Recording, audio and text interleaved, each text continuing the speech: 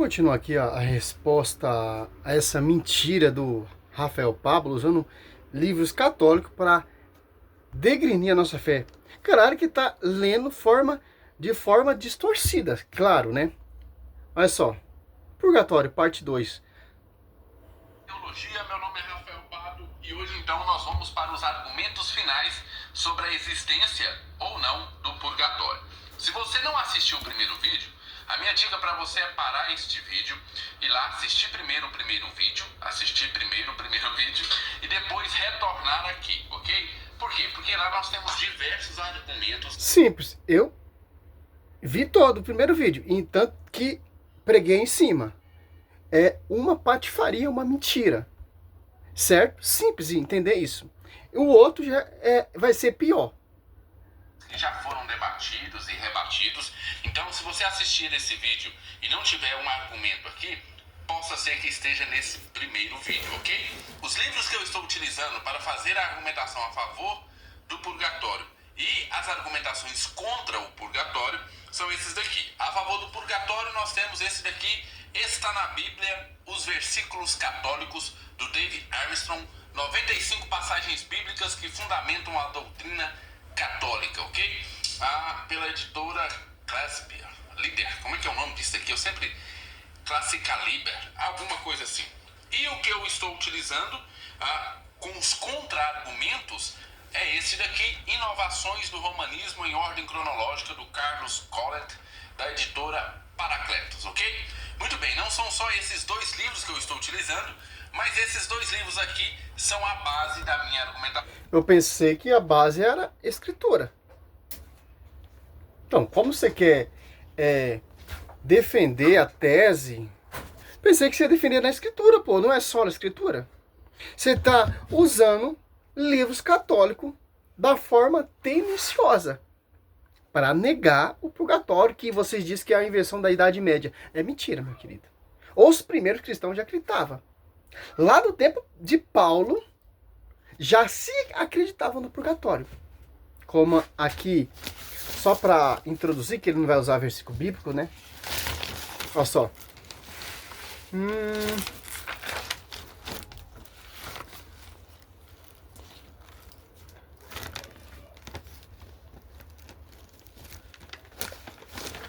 Ó, São Cirilo de Alexandria, ano 190, já falava do purgatório, acredita. Vários pais da igreja, pô. Ó.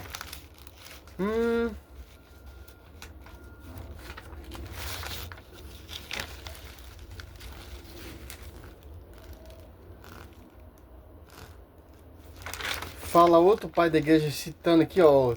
São Gregório Magno também, em 593, já se falava, ó, do purgatório, etc. Santo Tomás de Aquino e degustou ali em dois textos, em 1 Coríntios 3, do 12 ao 15 e Mateus 5, 26, 25, 26. É simples, pô. É evidência bíblica. Não tem o que fugir, pô. Cai no engano quem quer, pô. Então vamos lá para mais alguns argumentos que tentam apoiar a existência do purgatório e o porquê nós protestantes, ou eu protestante, não acredito em purgatório. O primeiro argumento que o autor vai utilizar aqui, na verdade, o primeiro argumento desse vídeo aqui, é que os protestantes, quando vão falar a respeito daquela passagem lá de 1 Coríntios, que os católicos utilizam como base bíblica para a existência do purgatório, quando os protestantes vão falar sobre aquela passagem, eles acabam confirmando o purgatório mesmo sem querer. Mesmo quando eles estão querendo defender a não existência do purgatório, quando os protestantes vão... O livro é para defender contra as heresias protestantes que não acreditam no purgatório. Certo? Explicar aquela passagem, acabam confirmando a existência do purgatório. Ele vai utilizar, por exemplo, a citação de Adam Clarke, um protestante, e diz que quando o Adam Clarke vai falar a respeito daquela passagem, mesmo ele tentando falar contra a existência do purgatório, ele acaba defendendo essa existência. E aqui eu vou ler a citação do Adam Clarke. Ele fala o seguinte: os escritores papistas poderiam, com igual adequação, ter aplicado a descoberta da longitude do motor perpétuo ou da pedra filosofal, porque ela fala tanto da primeira quanto de qualquer uma dos últimos. O fogo aqui mencionado, o fogo lá da passagem, tem por finalidade testar a obra do homem, não purificar sua alma, mas o sonho do purgatório se refere à purgação em um outro estado do que deixou o impuro, não a obra do homem, mas o próprio homem. Mas aqui, a passagem, aqui diz-se que o fogo testa a obra, ergo não se trata do purgatório. Traduzindo, o Adam Clarke está falando o seguinte, olha, se você utilizar a passagem lá de 1 Coríntios para confirmar a existência do purgatório, você pode utilizar ela para confirmar a existência da pedra filosofal, do motor perpétuo, ou qualquer coisa desse tipo, porque ela não fala nada de purgatório, quanto também não fala nada de pedra filosofal, ok? E ele fala mais ainda, ele fala, olha, o fogo ali da passagem vai testar a obra do homem e não o próprio homem, ok? Essa é a definição. Olha só que interessante, pô. Ele está fazendo um argumento protestante que não acredita, certo? Aí esse livro é o quê? O foco desse livro é o quê? Defender a tese do purgatório, que é necessariamente na Escritura. Já o protestantismo, quando ele lê a passagem do purgatório, por si mesmo ele proclama e professa que tem um purgatório. Mas eles negam essa verdade. Porque é um fogo purificador, como vai dizer esse texto que ele está citando aqui, ó. 1 Coríntios 3, ó. 13. A obra de cada um aparecerá o dia do julgamento. Irá demonstrá-lo, será descoberto pelo fogo. E o fogo provará o que vale o trabalho de cada um. Certo? Se a construção resistir ao construtor, receberá a recompensa. Se pegar fogo, arcará com danos, porém, passando, será salvo, certo? Porém, passando de alguma maneira através do fogo. Então você vai ser salvo através de uma maneira. Isso não cabe a nós, meu. Só sei que é um fogo purificador, que a Bíblia diz. Certo? Vamos ver mais a ideia do doutor usando livros católicos, que é essa malícia protestante mesmo.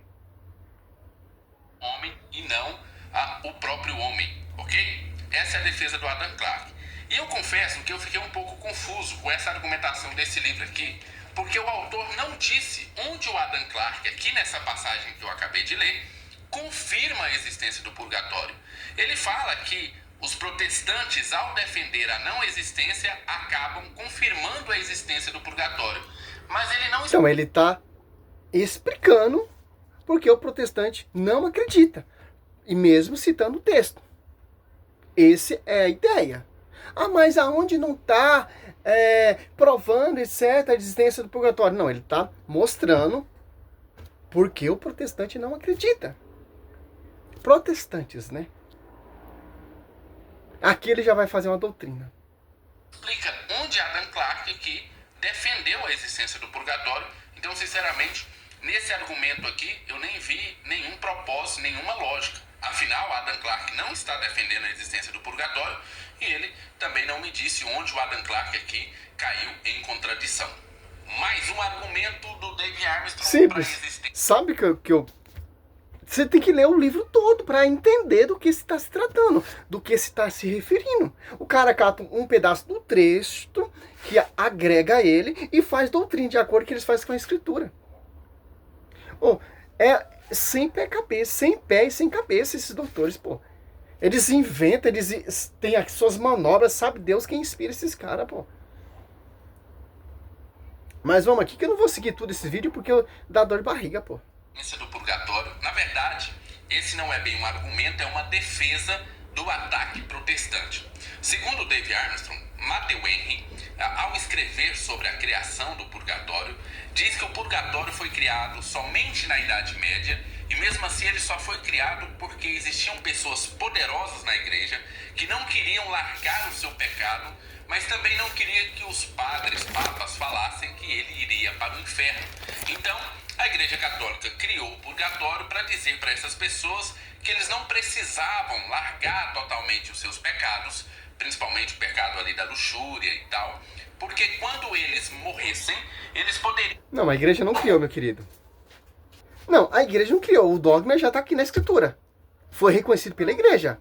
Pelo concílio, pelos papas, pelos doutores, pelos mestres, entendeu? Ah, mas o purgatório é uma invenção da Idade Média. Para os doutores, para os ricos que não queriam sair do pecado, na idolatria, tal. A igreja formulou e inventou o purgatório. Para não falar para eles que eles vão para o inferno. Simples, meu irmão. Simples. Olha só. Você pega aqui o catecismo para os amigos. Olha só. Você pega aqui. 1000. Para a gente entender um pouquinho.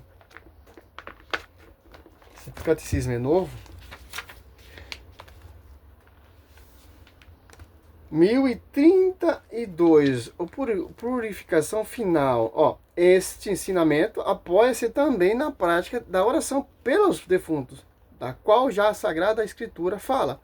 Eis porque mandou fazer o sacrifício expiatório pelos falecidos, a fim de que fosse absolvido os seus pecados, segundo Macabeus 12:46, etc. É certo?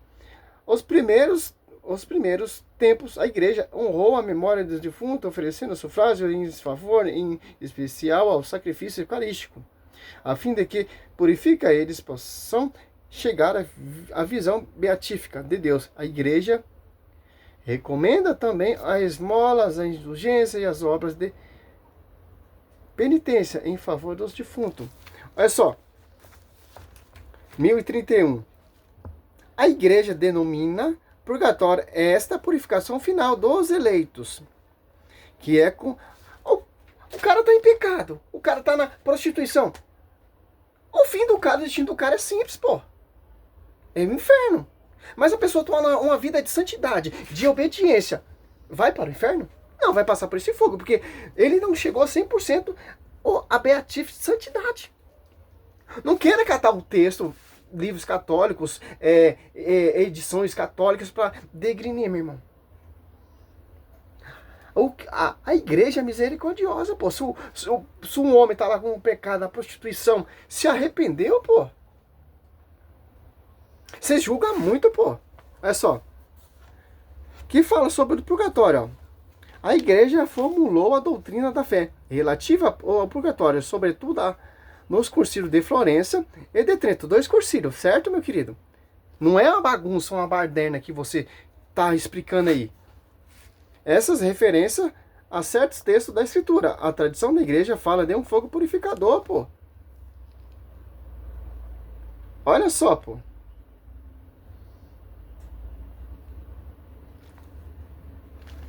Não é bagunçado. Mas é uma invenção da Idade Média. Mentira, pô. Olha só. Desde Paulo ali, ó. Tem um escrito. Aqui, ó. Ó, os primeiros escritos do purgatório. Atas de Paulo e Tecla. Ó, Atos de Paulo e Tecla. É um escrito do ano 160, da era cristã. Olha só. Ano 160, lá no primeiro século. Tem um escrito, ó. Tecla é uma mulher que se converteu ouvindo a pregação de São Paulo. Então, se ouviu a pregação de São Paulo, é na igreja primitiva, doutor. Não, então, aqui já cai por terra, não é invenção da Idade Média. É coisa da sua cabeça. Quem nega esses padres TL, esses protestantes, não, ó. Ano 160. Tecla se converteu com a pregação de São Paulo e ela desfaz um noivado, um casamento para ouvir São Paulo pregar. Lá no ano 160. A questão de Paulo, ela se desfez um casamento com um noivo para assistir São Paulo na evangelização, ó. E no escrito, ó, no escrito dela, de Tecla, que se converteu com a pregação de São Paulo. Certo? Ó. E não é escrito, ela vai na casa de uma pessoa, ela já se tornou discípula, já se tornou serva. Olha só que interessante. Pessoa, e aí tá escrito assim, ó. Após a exibição, Trifena novamente a recebeu. A sua filha, Falconila, que havia morrido, ó, disse para ela,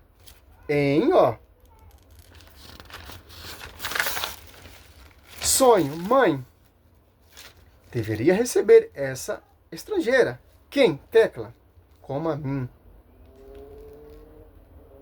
para que ela ore por mim, para que eu seja levada para o lugar do justo. Ano 160, olha só. Tecla se converteu, ouvindo a pregação de São Paulo. E essa menina aqui que apareceu no sonho, a menina que já foi falecida, que está ali no purgatório, cita a Tecla. Para essa Tecla orar, mamãe. Pede para essa mulher orar pela minha alma. Porque olha só como a oração tem grande eficácia. Ano 160. São Cirilo de Alexandria, ano 190. Olha o escrito dele. Porém, nós dizemos que o fogo santifica não a carne, mas as almas que morreram em pecado. Venial. Referindo, senão a um fogo comum, mas com um fogo que penetra a alma e a purifica. O fogo corredentor, ó. Ele está citando em 1 Coríntios 3,15, pô.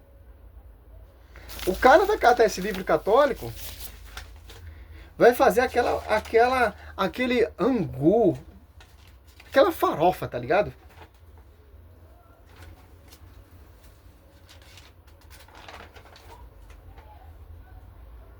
Olha só, tem várias passagens aqui, ó.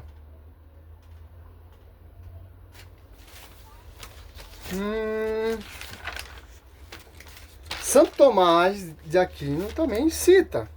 Acreditava. São Gregório Magno cita Mateus 12, 31 e 32 também. Olha só. São Gregório Magno foi escrito no ano 593 da era cristã, explicando esse texto, dizendo que poderia ter faltas purificadas no outro mundo. Citando isso, em 593, Lutero fez a reforma protestante em 1517. Então, 1000 anos antes da reforma protestante de Lutero. Já se falava do purgatório. Certo, meu querido? Ó.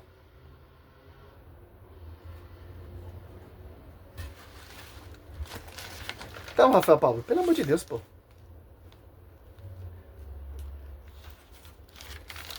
É simples, pô. Por quê? Vocês não têm obrigação de acreditar. Não tem, pô. Porque vocês acreditam nos seus próprios fundamentos, pô. Nas suas próprias doutrinas. Essa loucura, esse desespero de querer provar que a igreja tá errada, pô. Simples, pô. Quem tem o verdadeiro Espírito Santo tem a unção dos santos. Quem não tem, meu irmão, infelizmente, pô, nunca vai se converter para essa igreja. Salve Maria, seu servo missionário Roberto. Poderia citar o vídeo dele todo, pelo amor de Deus, pô, não aguenta, pô, não dá, pô, não dá. Glória a Deus, aleluia. Salve Maria, sempre virgem.